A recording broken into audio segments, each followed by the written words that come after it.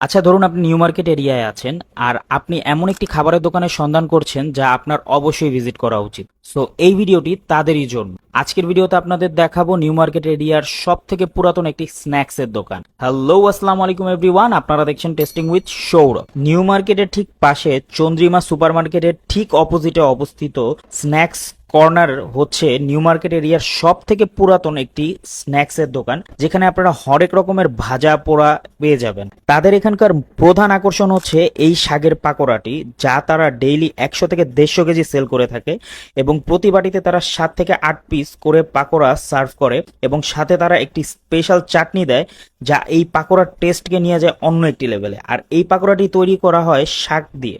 এক বাটি এই শাকের পাকোড়ার প্রাইস হচ্ছে 30 টাকা। এছাড়াও এখানে আপনারা ডিমের আলুর চপ, টিকা কাবাব, সিঙ্গারা, সমুচা, জিলাপি আরো অনেক কিছু পেয়ে যাবেন। তাদের এখানকার আলুর চপটি আমার কাছে নর্মালি লেগেছে, কিন্তু তাদের এখানে স্পেশালি আমার যে জিনিসটা সবচেয়ে বেশি পছন্দের সেটা হচ্ছে তাদের এখানকার টিকা কাবাব। তাদের এখানকার এই টিকা কাবাবটি বুটের ডাল এবং মাংসের কম্বিনেশনে তৈরি করা হয় এবং ডেইলি হিউজ পরিমাণে এগুলো সেল করা হয়।